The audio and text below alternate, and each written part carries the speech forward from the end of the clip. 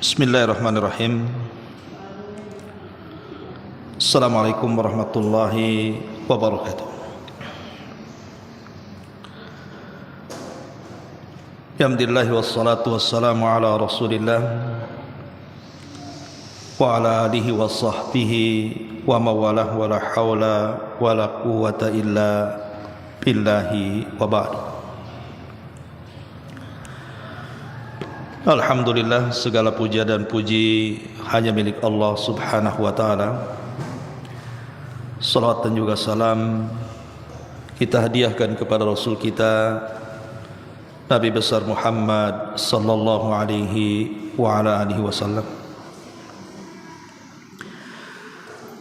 Ma'asyiral muslimat yang dimuliakan Allah subhanahu wa ta'ala, alhamdulillah di pagi menjelang siang ini kembali kita bisa duduk untuk bertalabul ilmi di Masjid Nidaul Ilmi.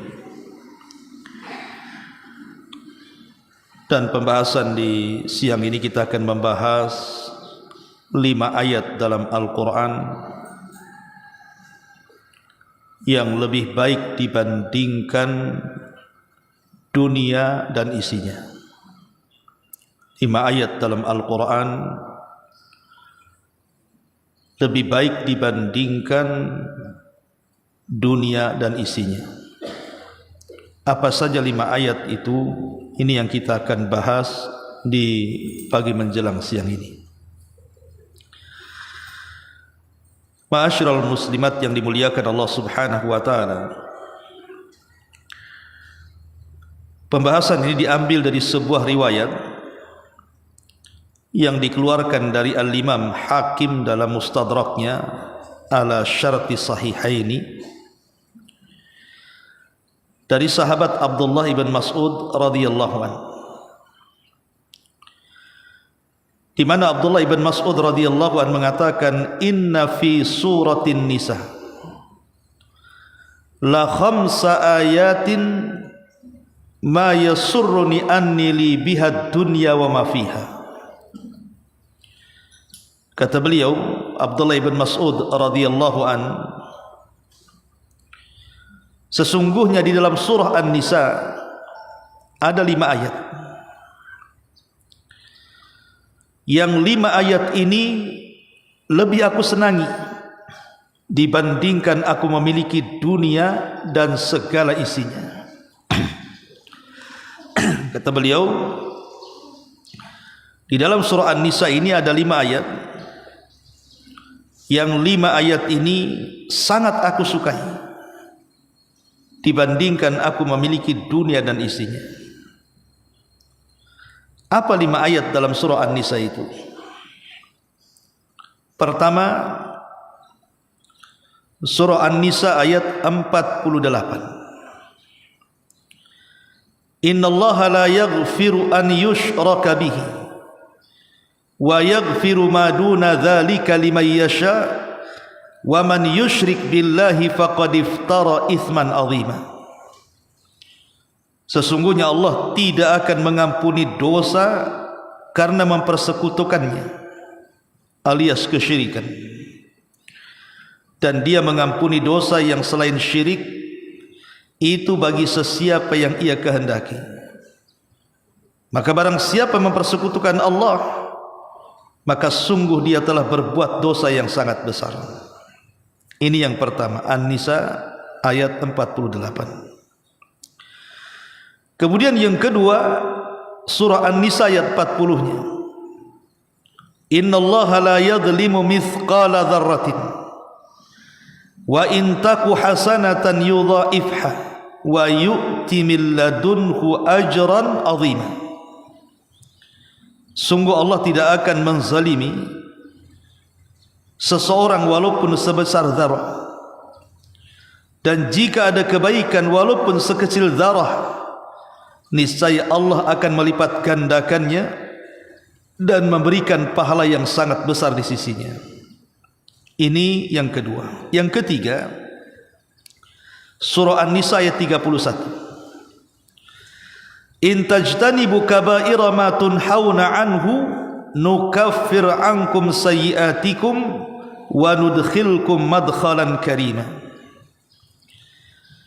Jika kamu menjauhi dosa-dosa besar di antara dosa-dosa yang dilarang mengerjakannya, niscaya kami hapus kesalahan-kesalahanmu dan kami akan masukkan kamu ke tempat yang mulia, maksudnya surga. Kemudian ayat yang keempat surah An-Nisa ayat 64-nya, wa ma arsalna min rasulin illa liyuta'a biidznillah walau annahum idh zalamu anfusahum ja'uka fastaghfirullaha wastaghfara lahumur rasul lawajadullaha tawwabar rahim. Dan kami tidak mengutus seorang rasul melainkan untuk ditaati dengan izin Allah, dan sungguh sekiranya mereka setelah mendolimi dirinya datang kepadamu lalu memohonkan ampun kepada Allah dan Rasul pun memohonkan ampun untuk mereka, niscaya mereka mendapatkan Allah Maha Penerima Taubat lagi Maha Penyayang. Dan ayat yang terakhir masih di dalam surah An-Nisa 110, wa man ya'mal su'an aw yadhlim nafsah thumma yastaghfirillaha yajidillaha ghafurar rahim.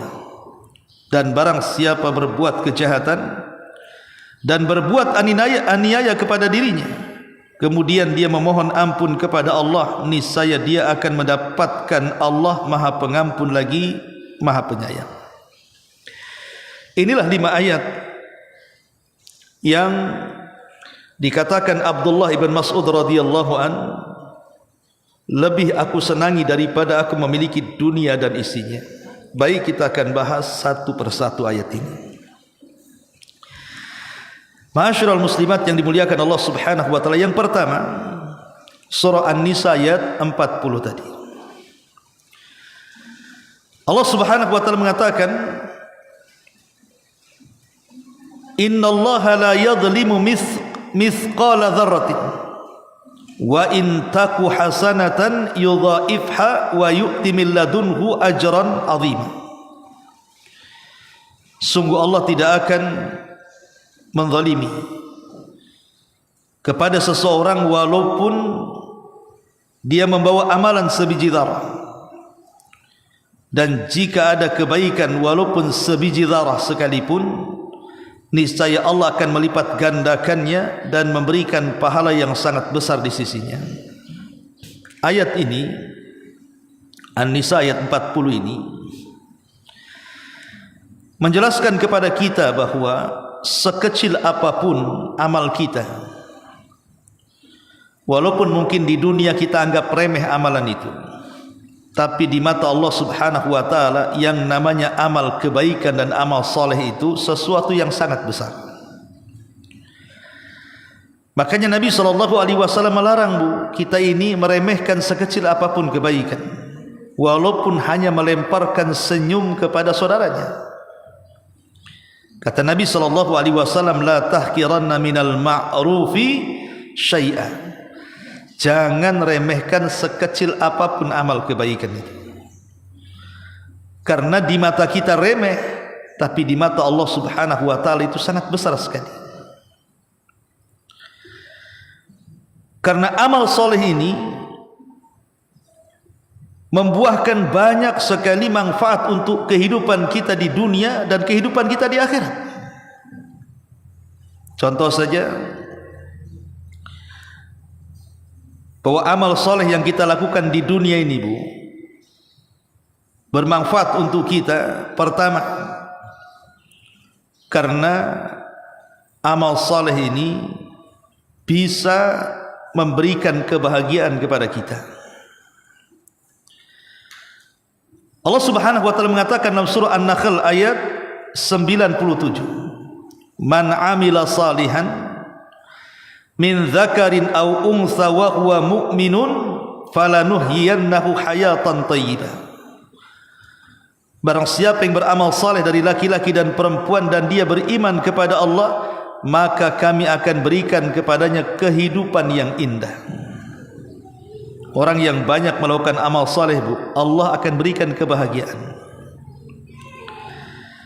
Yang kedua, dengan amal soleh itu bisa menjaga harta dan keluarga. Ingat dalam Quran itu Bu, ada kisah Nabi Khidir dan Nabi Musa. Jadi Khidir dan Musa ini satu hari masuk ke sebuah tempat ingin dijamu karena dia seorang musafir yang kehabisan bekal. Tapi sayang, dia masuk ke perkampungan, satu kampung itu bakhil semua Bu. Nggak ada yang mau ngasih makanan dan minuman kepada Khidir dan juga Musa alaihissalam. Akhirnya kemudian Musa dan Khidir keluar dan hendak mencari kampung yang lainnya. Tapi kemudian di perbatasan kampung ada rumah yang mau roboh. Kata Khidir kepada Musa, kita perbaiki rumah ini dulu. Musa ketika itu heran, kita lagi kesusahan memperbaiki rumah sementara pemiliknya tidak ada. Harusnya kalau memperbaiki rumah kan jelas pemiliknya dapat upah sehingga dengan upah itu dia bisa makan. Tapi Khidir mengatakan sudah, perbaiki saja. Akhirnya diperbaiki. Kemudian setelah kejadian ini Musa bertanya soal takwilnya, kenapa gitu ya. Maka Khidir alaihi salam mengatakan bahwa rumah itu yang hampir roboh itu pemiliknya adalah 2 anak yatim. Jadi rumah itu punya 2 anak yatim yang tinggal di kota. Dan dari kakek buyut 2 anak yatim itu dulunya kakek buyutnya termasuk orang-orang yang soleh dan soleha. Jadi kita harus menjaga anak yatim ini. Lihat bagaimana Allah subhanahu wa ta'ala mengutus Nabi Khidir untuk menjaga harta kedua anak yatim. Kenapa? Karena di bawah rumah yang hendak roboh itu ada harta yang sangat berharga. Kalau rumah itu sampai roboh, ketahuan orang yang bakhil itu tentu akan diambilnya. Pendalilannya adalah ketika Allah mengirim Nabi Khidir dan Musa memperbaiki rumah, dan rumah itu pemiliknya 2 anak yatim. Alasannya karena kakek buyutnya atau orang tuanya dulunya orang soleh dan soleha. Dari sini menunjukkan bahwa amal soleh itu bisa menjaga harta dan keluarga. Jadi kalau seandainya ibu baik sekarang ini, ibu taat, dan Allah takdirkan kita meninggal, maka jangan khawatir dengan harta yang kita tinggalkan, jangan khawatir keluarga yang kita tinggalkan. Allah akan jaga. Itu maksudnya. Itulah buah amal soleh. Kemudian juga yang ketiga, amal soleh ini bisa menghilangkan setiap kegundahan, kebingungan, stres. Karena bagaimanapun sesiapa yang senantiasa dekat dengan Allah subhanahu wa ta'ala dan salah satunya mengamalkan amal saleh, maka Allah akan dekat dengan kita. Ketika Allah dekat dengan kita, maka apapun hajat kita pasti Allah akan penuhi, termasuk juga menghilangkan hal-hal yang bisa membuat kita stres. Contoh umpamanya tentang 3 orang yang terjerembab dalam sebuah gua. Kan ada 3 orang kisah dari Nabi itu. Orang ini sedang safar, 3 orang ini. Kemudian mereka keletihan, masuk ke dalam gua, maksudnya ingin istirahat. Setelah mereka tertidur dalam gua itu, tiba-tiba pula ada batu menimpa pintu gua dan menghalangi mereka keluar dalam gua. Akhirnya mereka berusaha mendorong batu itu, tidak bisa. Kemudian 3-tiganya sepakat mereka ingin tawassul. Tawassul kepada Allah Azza wa Jalla dengan apa, Bu? Dengan amal soleh.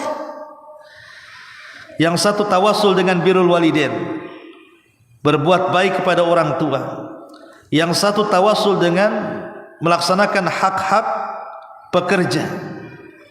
Dan yang satu tawassul dengan afaf, menjaga kehormatan untuk tidak berzina.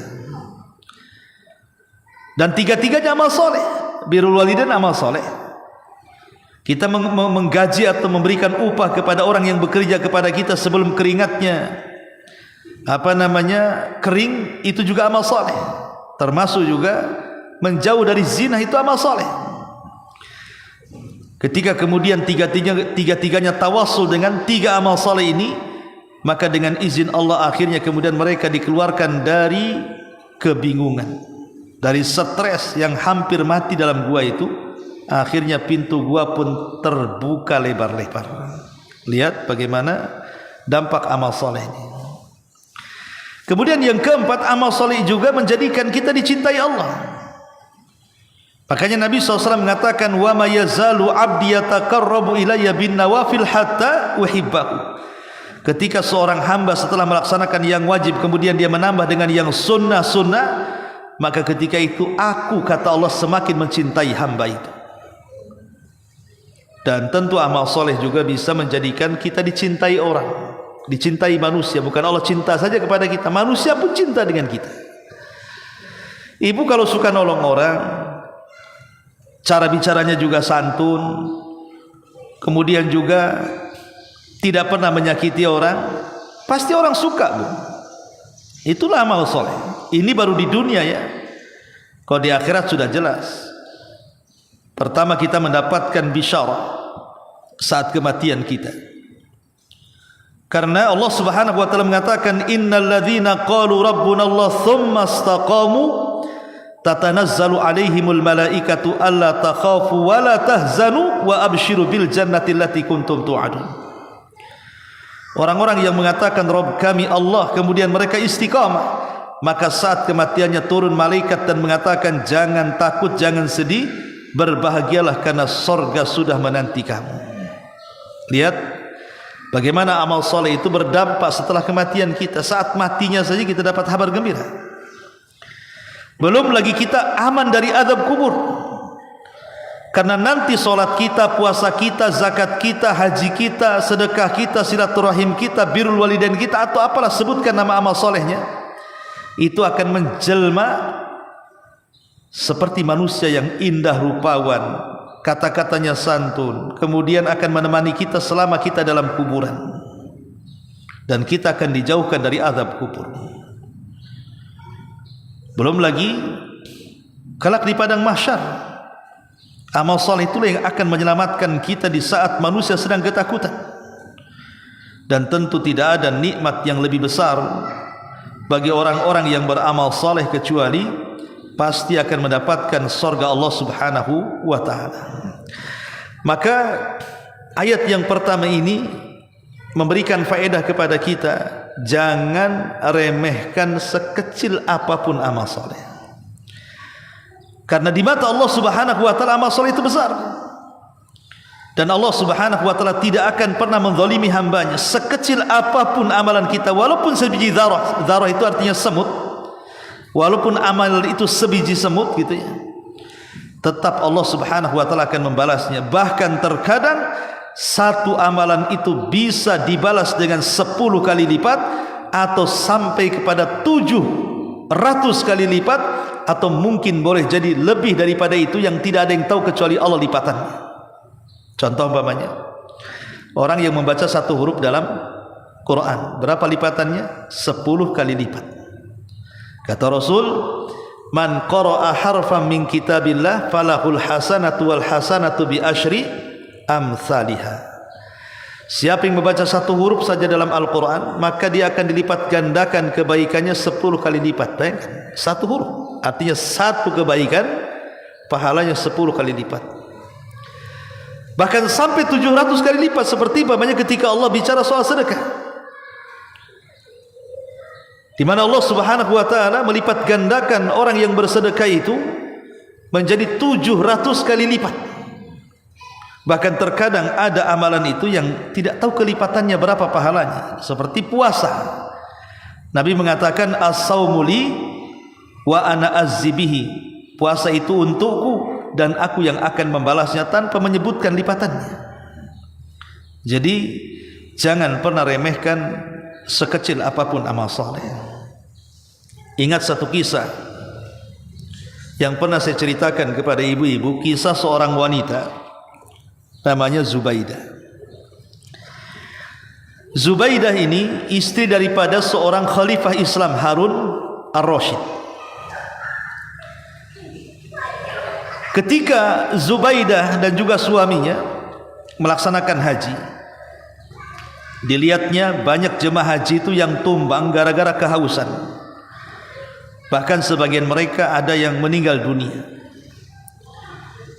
Sehingga Zubaidah, istri solehah ini, ngomong sama suaminya Harun ar-Rasyid, berkeinginan untuk menginfakkan seluruh kekayaannya untuk membuat mata-mata air, di mana mata-mata air ini akan dibuat terbentang dari Mina sampai ke Arafah, bahkan sampai ke Mekah, supaya orang-orang yang haji itu mereka tidak kehausan.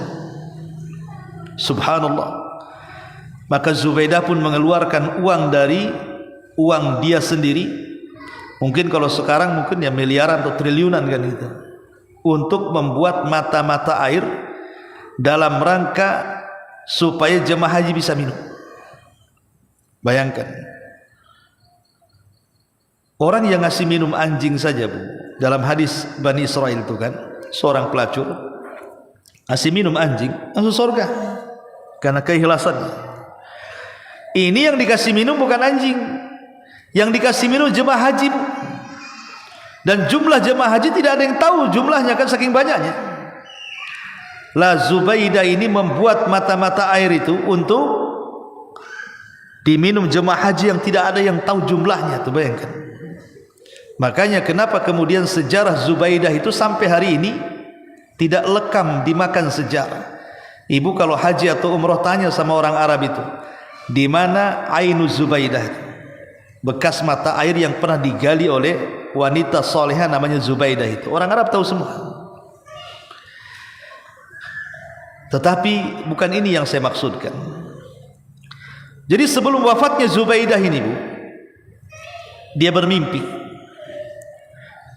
dipanggil oleh Allah Subhanahu wa ta'ala, dan dia pun menghadap Allah Azza wa Jalla. Kemudian Allah Subhanahu wa ta'ala setelah memanggil Zubaidah, kemudian Zubaidah pun pergi, kemudian ditanya oleh para malaikat, ma fa'alallahu laki ya Zubaidah, apa yang Allah lakukan kepadamu wahai Zubaidah? Maka Zubaidah mengatakan, ghafarali Rabbi, Allah sudah mengampuni dosa-dosaku. Ghafarali Rabbi, Allah sudah mengampuni dosa-dosaku, kata Zubaidah. Maka malaikat ini mengatakan, ai abi ainin amilti haya Zubaidah, apakah gara-gara engkau membuat mata-mata air atau sumur-sumur sehingga jemaah haji bisa minum dari air yang kau gali wahai Zubaidah, dengan itu Allah ampuni dosa-dosamu? Kata Zubaidah, bukan itu.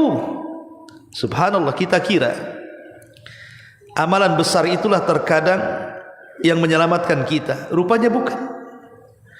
Kata Zubaidah, al-ainu wa mal ain, katanya. Apalah mata air itu, katanya. Apalah mata air itu, bukan itu. Kemudian kata Zubaidah, adapun kenapa Allah ampuni dosa-dosaku, katanya. Kenapa Allah ampuni dosa-dosaku, kata Zubaidah, bi raq'ataini khafifataini fi jawfil laili uhafidhu 'alaiha. Apa kata Zubaidah? Allah ampuni dosa-dosaku itu karena aku selalu menjaga solat 2 rakaat yang ringan di tengah malam, dan aku jaga sampai aku mati. Rupanya amalan yang ringan yang menjadikan Zubaidah diampuni dosanya, kan, Bu? Kalau solat kan tidak perlu membiayai dengan biaya besar, kan, Bu? Kalau membuat mata-mata air ini kan miliaran gitu untuk membuatnya, kan. Tapi rupanya amalan kecil ini pula yang menjadikan Allah ampuni dosanya. Jadi kita tidak ada yang tahu, Bu, amalan yang mana satu yang Allah terima. Yang jelas amal soleh aja lah. Kalau seandainya ibu pulang dari sini ada jarum, ada paku, ada beling di jalan, turun, sisihkan ke pinggir jalan. Kalau pemanya lewat dengan saudaranya, kita ucapkan assalamualaikum, kita lontarkan senyum. Kemudian ada orang yang ingin dibantu, dengan tangan kita bantu, dengan waktu kita bantu, dengan nasihat kita bantu. Pokoknya apapun amal soleh, kita tidak tahu yang satu mana yang amal soleh itu yang akan diterima Allah, kan. Dari sinilah maka nasihat yang pertama kata Abdullah bin Mas'ud ini, Jangan remehkan sekecil apapun amal saleh. Ini yang pertama. Yang kedua, surah An-Nisa ayat 48.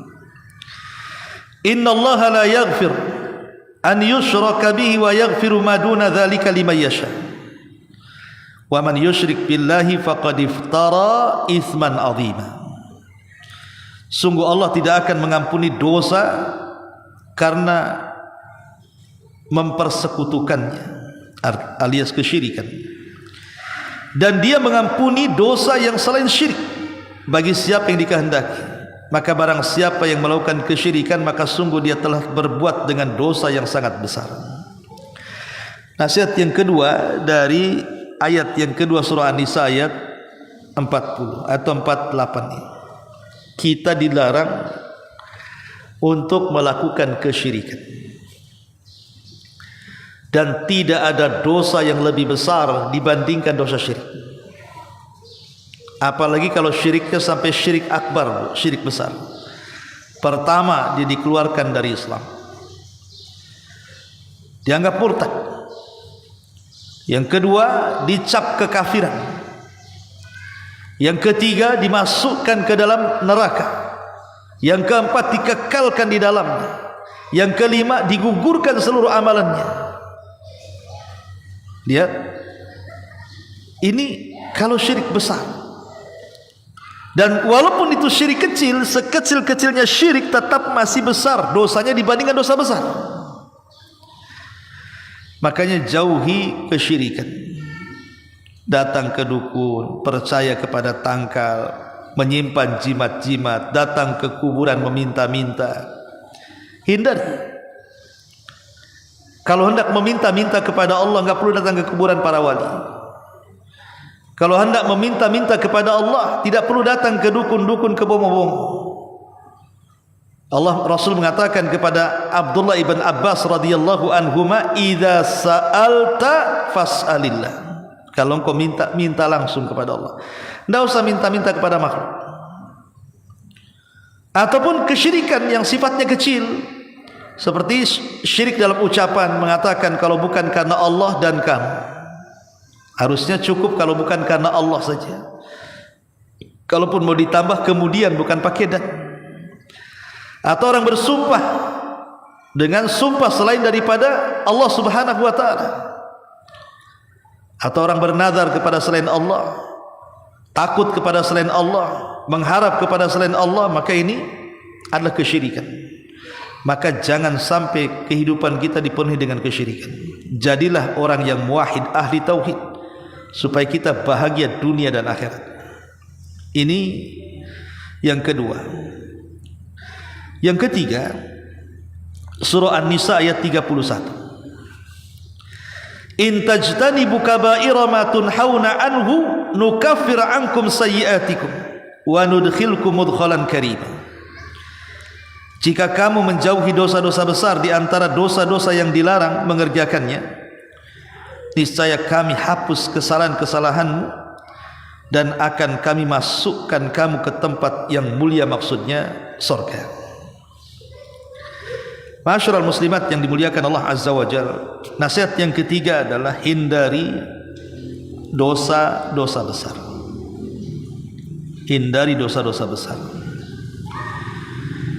Karena dalam sebuah hadis Nabi SAW mengatakan, ijtanibu sab'al mubiqah, jauhi oleh kalian 7 perkara yang akan membinasakan kalian. Dosa besar itu bisa membinasakan kita, bisa menghancurkan kehidupan kita, dunia kita dan akhirat kita. Sahabat kemudian bertanya, Rasul, apa yang dimaksud 7 perkara itu? Maka Rasul menyebutkan, pertama syirik, yang kedua sihir, yang ketiga membunuh jiwa yang diharamkan tanpa ada hak yang dibenarkan, yang kelima makan riba, yang keenam makan harta anak yatim, kemudian yang keenam lari dari peperangan, dan yang terakhir menuduh wanita baik-baik sebagai pezina. Kata Rasul, kesyirikan, sihir, membunuh, dosa riba, memakan harta anak yatim, lari dari pertempuran, atau menuduh orang-orang yang baik dikatakan pezina. Jadi hindari dosa-dosa besar ini. Dosa-dosa besar ini banyak, ya. Durhaka kepada orang tua dosa besar. Kemudian juga menjauhi berdusta atas nama Allah dan Rasulnya juga dosa besar. Menipu itu dosa besar. Ghibah itu dosa besar. Judi dosa besar. Mencuri dosa besar. Ataupun mencaci, memaki, melaknat itu dosa besar. Atau tasyabuh, ataupun laki-laki menyerupai perempuan atau perempuan menyerupai laki-laki, atau kepala rumah tangga yang tidak punya kecemburuan keluarganya bermaksiat. Itu semua dosa besar, termasuk riya, berkhianat, mengadu domba, kemudian juga nusuznya seorang istri kepada suami, menyakiti tetangganya, ataupun menyembelih kepada selain Allah, berjidal, merasa aman dari makar Allah, meninggalkan salat. Itu semua dosa-dosa besar. Intinya bahwa dosa besar ini banyak. Dan definisi dosa besar itu, Bu, setiap dosa yang di dunia diancam dengan potong tangan, dengan rajam, dengan cambuk, dengan pokoknya ada ancaman di dunia. Atau kalaupun tidak ada ancaman di dunia, ada ancaman di akhirat. Diancam dengan neraka, diancam dengan azab. Maka itu semua dosa besar. Maka hindarilah dosa besar-besar supaya kita mendapatkan kebahagiaan dunia dan akhirat. Kemudian ayat yang keempat dan yang kelima ini sama tentang keutamaan istighfar. An-Nisa ayat 64-nya, wa ma arsalna mir rasulin illa liyuta'a biidznillah walau annahum idzalamu anfusahum ja'uka fastaghfirullaha wastaghfara lahumur rasul lawajadullaha tawwabar rahima. Dan kami tidak mengutus seorang rasul melainkan untuk ditaati dengan izin Allah. Dan sungguh sekiranya mereka setelah mendolimi dirinya datang kepadamu lalu memohonkan ampun kepada Allah dan Rasul pun memohonkan ampun kepada mereka, niscaya mereka mendapatkan Allah penerima taubat yang dan juga Maha Penyayang. Kemudian juga An-Nisa 110-nya, wa may ya'mal su'an aw yadhlim nafsa thumma yastaghfirillah yajidillaha ghafurur rahim. Dan barang siapa berbuat kejahatan dan menganiaya dirinya, kemudian dia memohonkan ampun kepada Allah, niscaya dia akan mendapatkan Allah Maha Pengampun lagi Maha Penyayang. Ayat yang keempat, yang kelima ini anjuran agar kita jangan pernah berputus asa. Tidak boleh putus asa dari rahmat Allah Azza wa Jalla. Sebesar apapun dosa kita, anggaplah kita dari kecil sampai tua melakukan dosa, Bu, kemudian kita bertobat kepada Allah Azza wa Jalla, Allah itu pasti mengampuni dosa kita. Ingat di zaman Rasul ada seorang sahabat namanya Usairim. Abu Hurairah radhiyallahu anhu pernah ngomong di hadapan para sahabat, maukah kuhabarkan kepada kalian seorang laki-laki tidak pernah sujud kepada Allah, tidak pernah ruku kepada Allah, tapi dia bisa masuk surga dan Allah letakkan surganya paling tinggi, katanya. Sahabat heran, kok bisa ada orang masuk surga dan surganya tinggi, tidak pernah sujud, tidak pernah ruku pula, macam mana caranya? Kata Abu Hurairah, ada. Kemudian Abu Hurairah menceritakan tentang kisah Usairim. Siapa Usairim ini? Jadi gini, Bu, ketika Mus'ab ibn Umair radhiyallahu anhu itu diutus oleh Rasul untuk berdakwah ke Madinah, maka dua kabilah Khazraj dan Aus kan masuk Islam, Bu, pemimpinnya. Jadi kabilah Aus itu pemimpinnya namanya Sa'd bin Rabi, Sa'd bin Mu'adz. Jadi Sa'd bin Mu'adz ini pemimpin Aus, masuk Islam di tangan Mus'ab bin Umair. Setelah dia masuk Islam, Sa'd ini pulang kepada kabilahnya Aus dan mengancam, kalian kalau tidak ikut aku masuk Islam, jangan satu atap denganku. Masya Allah, gara-gara seruan Sa'ad ini kepada kabilahnya, dan dia pemimpin kabilah Aus, satu kabilah masuk Islam. Makanya wajar kalau Sa'ad bin Mu'adz ini ketika meninggal, arsy Allah itu bergegar, 70.000 malaikat mengikuti jenazahnya karena dia mengislamkan satu kabilah Aus tuh. Cuman dari satu kabilah Aus itu satu orang tidak mau masuk Islam, namanya Usairim. Dia tidak mau masuk Islam. Satu kabilah masuk Islam, dia sendiri tak mau masuk Islam, Usairim ini. Tapi entah kenapa ketika perang Uhud tergerak dia ingin menolong kabilahnya. Dia di barisan kaum muslimin, tapi bukan karena jihad. Dia karena ingin menolong kabilahnya saja. Masa satu kabilah perang, saya termasuk kabilah Aus, saya enggak ikut katanya.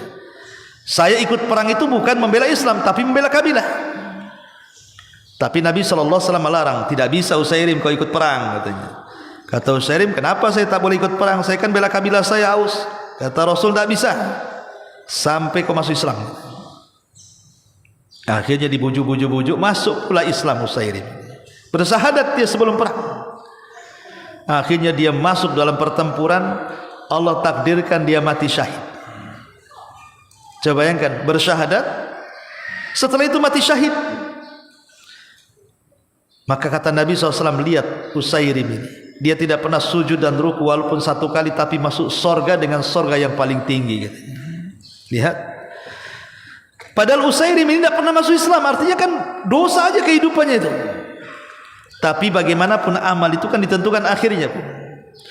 Maka jangan pernah seseorang itu putus asa dari rahmat Allah. Jangan, karena banyak orang-orang yang lantaran terpikir dosanya sampai akhirnya malas dia bertobat. Kayaknya enggak layak kalau saya bertobat diampuni. Kata siapa? Allah yang mengatakan dalam hadis qudsi, ya ibna Adam, lau balagat dunubuka ananas sam. Wahai anak Adam, kalaulah dosamu melambung sampai ke awan, thumma astaghfartani, kau datang minta ampunan kepadaku, kata Allah, ghafartu laka wala ubali, ku ampuni, aku tak peduli katanya. Lihat bagaimana rahimnya Allah, tawabnya Allah, zat yang maha penerima tobat kepada kita. Maka sekali lagi jangan putus asa dari rahmat Allah. Terus kita ini beristighfar kepada Allah Azza wa Jalla, terutama bacalah istighfar yang paling baik yang disebut dengan Sayyidul Istighfar, pemimpinnya istighfar. Allahumma anta rabbi la ilaha illa anta khalaqtani wa ana abduk wa ana ala ahdik wa wa'dika mastata' a'udzubika min syarri ma sana' abu'u laka bi ni'matika alai wa abu'u bi dzambi faghfirli fa innahu la yaghfiru dzunuba illa anta. Teruslah mintalah ampun kepada Allah Azza wa Jalla dengan beristighfar kepada Allah Azza wa Jalla. Ini diantara kandungan 5 ayat yang kata Abdullah bin Mas'ud radhiyallahu an, lebih aku sukai dibandingkan aku memiliki dunia dan isinya. Kenapa? Karena kalau kita ringkas nih dari 5 ayat ini, Bu, apa yang bisa kita petik? Pertama, bahwa kita disuruh untuk banyak-banyak amal soleh. Dunia ini bisa hilang, entah dunia yang meninggalkan kita atau kita yang meninggalkan dunia, tapi amal soleh itu tidak akan pernah hilang, walaupun sampai kepada kematian kita, bahkan sampai kita dimasukkan ke dalam surga. Yang kedua, tauhid. Dan tauhid itu kunci daripada surga, miftahul jannah, la ilaha illallah. Dan surga itu kenikmatannya tidak bisa dibayangkan dengan kenikmatan dunia. Surga itu kenikmatannya tidak pernah dilihat mata, didengar telinga, terlintas pun tidak.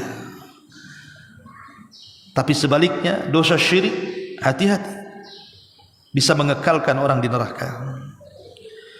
Kemudian yang ketiga, larangan dosa besar. Ya, karena orang yang banyak melakukan dosa besar ini, Bu, tidak akan tenang hidupnya. Seorang pencuri walaupun dia banyak menghasilkan dari hasil curiannya, enggak pernah tenang hidupnya.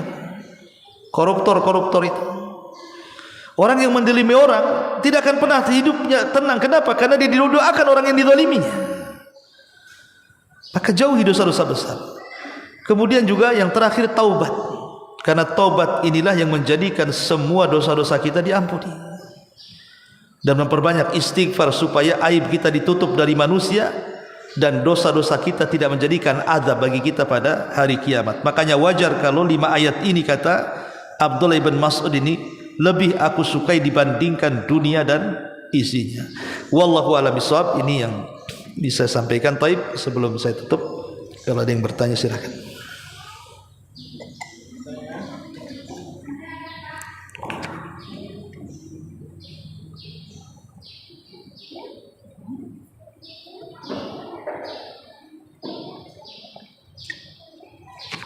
Apa tuh? Pertanyaan.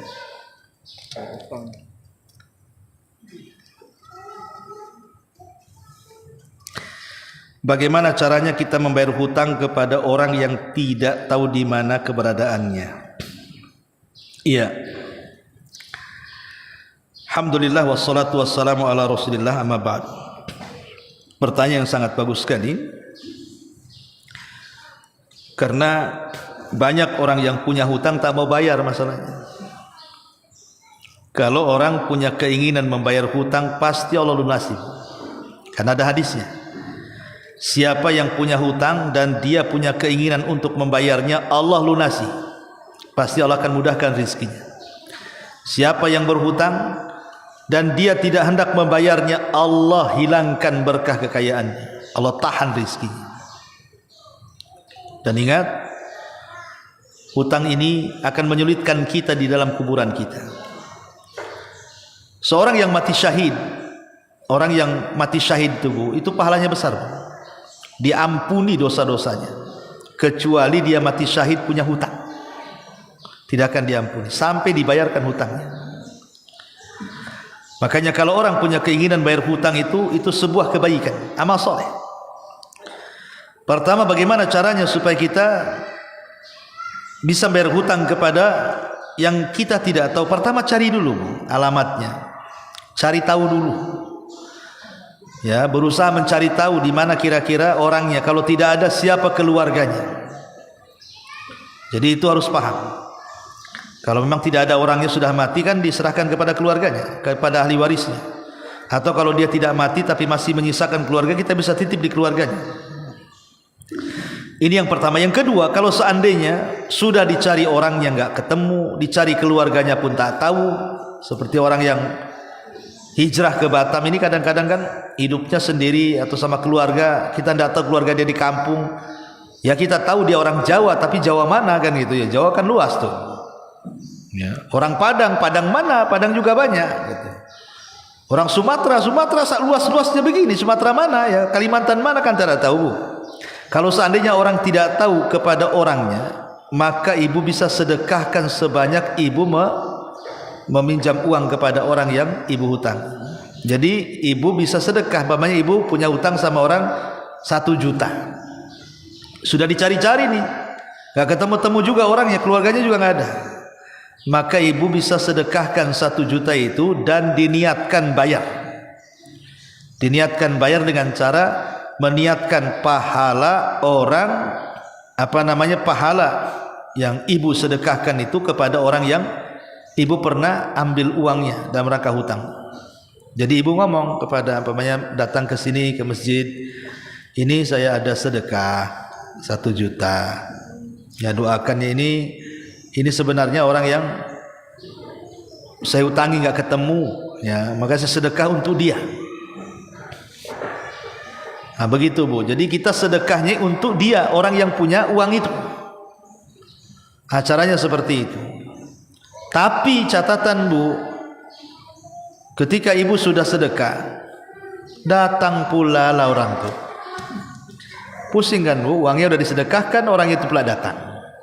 Maka ibu tetap harus bayar Bu. Nggak mungkin juga ibu katakan, uangnya kan sudah disedekahkan loh, itu nggak ada urusan sedekah nggak sedekah kan itu. Jadi kalau datang orang itu tetap dikasih, dan yang 1 juta yang tadi diniatkan kepada orang yang kita utangi kembali kepada kita pahalanya. Makanya dipastikan dulu sebelum kita sedekahkan, dipastikan dulu, jangan-jangan nanti orangnya datang, apalagi nominalnya besar pula kan itu, 10 juta, atau datang pula orangnya 10 juta. Datang ke masjid, mana sedekah saya? Kenapa? Saya niatnya kemarin tuh mau bayar utang, orangnya ada di rumah sekarang. Nggak boleh Bu ya. Ya dibalikin lah. Mungkin juga sedekah sudah disedekahkan diambil lagi. Makanya dipastikan dulu orang yang akan kita bayar hutang itu, keberadaannya. Wallahu a'lam. Dan jangan biasa berhutang Bu. Berhutang itu tak bagus. Kata para ulama, hutang itu membuat orang stres di malam hari, menghilang di siang hari. Malamnya stres, siangnya hilang. Karena dicari-cari orang masalahnya. Ya Bu ya kan? Yang kedua, orang yang punya hutang ini Bu, dia tidak terputus sampai dia ke kuburan. Makanya Rasul tidak mau menyolati orang yang punya hutang. Sampai ada seorang sahabat udah dimandikan, dikafankan, siap nyolatkan. Rasul dipanggil. Rasul jenazah sudah siap disolatkan. Rasul nanya, punya hutang nggak? Ada 2 dinar. Oh, saya nggak mau, kata Rasul. Solatkan kalian saja. Rasul menghindar. Sampai ada seorang sahabat namanya Abu Qatadah mengatakan, Rasul, aku yang jamin yang 2 dinar itu. Baru Rasul mau. Ya, sampai seperti itu. Ya. Nah, sekarang ini kan zaman hutang Bu. Di zaman hutang ini repot. Kalau kita mati, maka akan susah kematian kita. Coba rumah ngutang, nanti rumah belum selesai nih, kendaraan ngutang, kendaraan belum selesai, spring bed ngutang, nanti kulkas ngutang, semua ngutang. Akan repot kehidupan kita ini. Walaupun dengan alasan itu kan kredit kecil bisa lalu, enggak, bukan masalah itu. Kita ini tidak tahu matinya kapan. Maka sebisa mungkin jauhilah hutang. Walaupun dalam Islam boleh berhutang itu kalau satu dalam kondisi darurat. Boleh. Mamanya ibu masih sewa rumah, nggak ada duit. Kalau enggak, ibu nggak bisa tidur di rumah, bisa diusir sama yang punya rumah karena nggak bisa bayar sewa. Atau paksalah dia ngutang untuk bayar rumah. Itu terpaksa namanya. Kalau sekarang kan ngutang bukan terpaksa Bu. Ya, bukan terpaksa, jadi sudah keenakan ngutang ini. Memang kerjanya ngutang dia. Nah, ini kan repot kalau ada ngutang jadi pekerjaan. Makanya hindarilah hutang piutang ini karena ngeri ya. Bukan hanya di dunia, di akhirat juga balasannya jelas. Wallahu a'lam. Baik, kalau enggak ada kita tutup dengan doa kafaratul majelis. Subhanakallahumma bihamdika asyhadu an la ilaha illa anta astaghfiruka wa atubu ilaik. Allahu ta'ala alam. Assalamualaikum warahmatullahi wabarakatuh.